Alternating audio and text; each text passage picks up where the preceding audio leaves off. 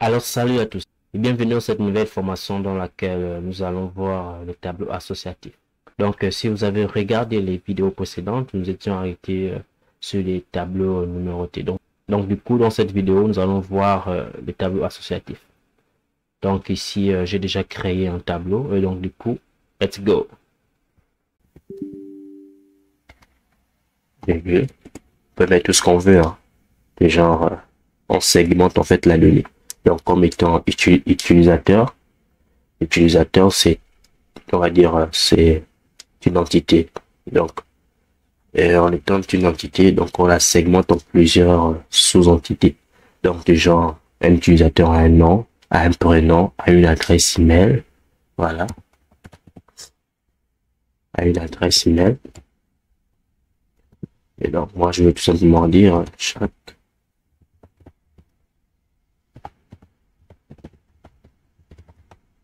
voilà, c'est pour l'adresse email.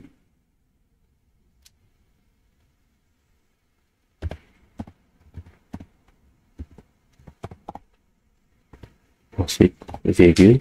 Et on peut tout mettre, hein, des gens âge également, âge. Voilà.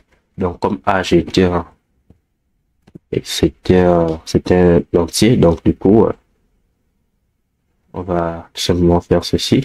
On va dire 30 ou 90 ans, par exemple. Bon, voilà. Et ceci, voilà. Donc, en fait, ici, les tableaux associatifs fonctionnent sur la forme de clé valeur. Donc, la clé, c'est quoi, en fait? C'est la nom, pardon. Donc, la clé, c'est quoi? C'est le nom qu'on donne, n'est-ce pas, à cette donnée. Donc, vous savez euh, qui est un nom, Jean qui est un prénom, voilà, l'adresse email qui est mon adresse email, et ceci qui est âge. Ok. Donc, voilà. Donc, pour l'afficher, on peut l'afficher en faisant écho. Plusieurs façons de l'afficher.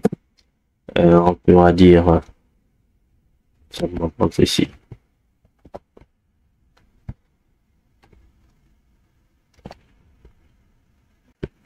Et donc, pour l'afficher, il suffit de faire ceci.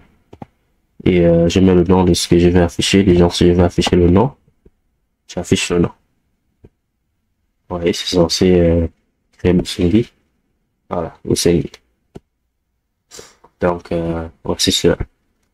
Donc, si je vais afficher l'adresse email, il suffit de dire mail. Donc, je me sers en fait de la clé pour, n'est-ce pas, extraire la valeur qui est directement associée à cette clé. Voilà. Donc, ici, je vais avoir chaque gmail.com. Voilà. Donc, c'est un peu le cas. Donc, on peut également mettre autant d'éléments qu'on veut à l'intérieur. Autant d'éléments que l'on veut à l'intérieur. Ok. Donc, supposons que j'ai plusieurs éléments comme ceci. Copier ça. Je viens là. Je mets un virgule. Voilà.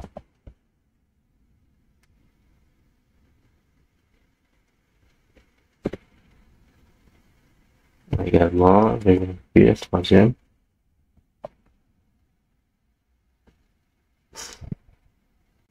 Voilà. Voilà. Donc, voici ce que j'ai fait. En fait, ici, user, étant donné que nous sommes certainement dans une application et donc il y a plusieurs utilisateurs. Donc, ici, j'ai en fait un tableau qui a 3 utilisateurs. Et donc, moi, ici, je vais mettre par exemple Bruce, je vais dire, il s'appelle, voilà, on va changer l'adresse ici. Voilà.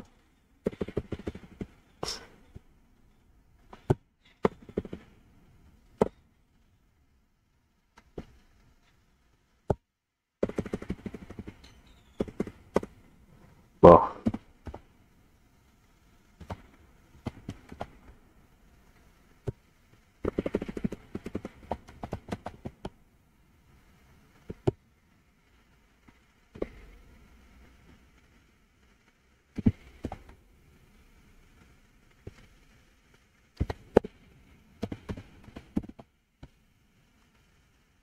On va pas changer l'âge, hein.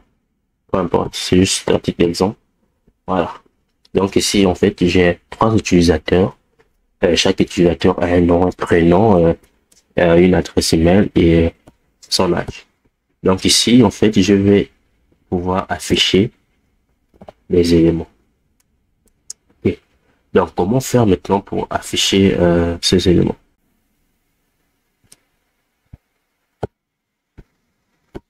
Tout simplement faire ceci. Donc, étant donné qu'on a un tableau associatif, il y a plusieurs éléments. Donc, en fait, ce qui se passe, c'est que le tableau en lui-même, en fait, est indexé. Étant donné qu'on a plusieurs utilisateurs dans ce tableau, donc le premier utilisateur sera à l'index numéro 0. Le deuxième utilisateur sera à l'index numéro 1. Donc, moi, ce que je vais faire, c'est d'afficher, par exemple, le nom du premier utilisateur. Donc, pour afficher le nom du premier utilisateur, nous avons dit que le premier utilisateur est à l'index numéro 0. Et moi, ce que je vais afficher, c'est à l'intérieur du tableau associatif. Donc, celui qui est à l'intérieur, c'est le nom.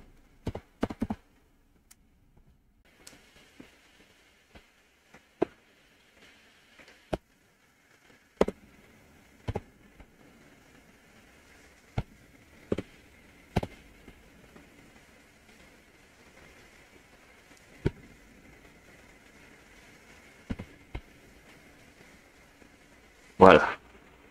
Donc j'avais oublié ces côtes-là. Donc, c'est ce qui générait l'erreur en question. Donc, on va voir ce qui va s'afficher. Et voilà, le single. Aussi simple que ça. Voilà, donc vous voyez que ces côtes. Vous voyez que ceci délimite en fait un tableau. Et à l'intérieur duquel il y a plusieurs tableaux. Et chaque sous-tableau est séparé par une virgule. Une virgule et une virgule. Voilà. Donc moi, si je vais afficher par exemple l'adresse email du deuxième utilisateur, c'est-à-dire Mousse, il suffit déjà de connaître le numéro de son index, c'est-à-dire 1. Et moi, ce que je vais passer par le nom, moi, c'est plutôt l'email. Voilà, donc je dois avoir s'afficher Mousse je ne peux pas encore. Voilà, Mousse je ne peux pas. Voilà, donc voilà. C'est cela, le tableau associatif. Voilà, donc ce qu'il faut comprendre, c'est que lorsqu'on essaie un peu de faire la comparaison entre les tableaux associatifs et les tableaux numérotés, c'est que, voilà, donc les tableaux numérotés permettent de stocker une série d'éléments de même type. Voilà, comme des prénoms. Donc, du coup, chaque élément du tableau contiendra alors un prénom. Donc, si je vais stocker les prénoms, c'est plus structuré. Donc, chaque élément du tableau aura un prénom, un prénom, un prénom, un prénom. Voilà. Mais lorsqu'on vient par mon tableau associatif, non, voilà. Donc, ces derniers permettent de découper en fait une donnée en plusieurs sous-éléments. Évidemment. Comme ici, utilisateur. L'utilisateur a un nom, voilà. A un prénom, a une adresse mail, un âge, et c'est pas. Voilà, donc merci, c'était tout. N'oubliez pas de vous abonner, de liker la vidéo, de partager. Voilà. On se retrouve pour les prochaines vidéos.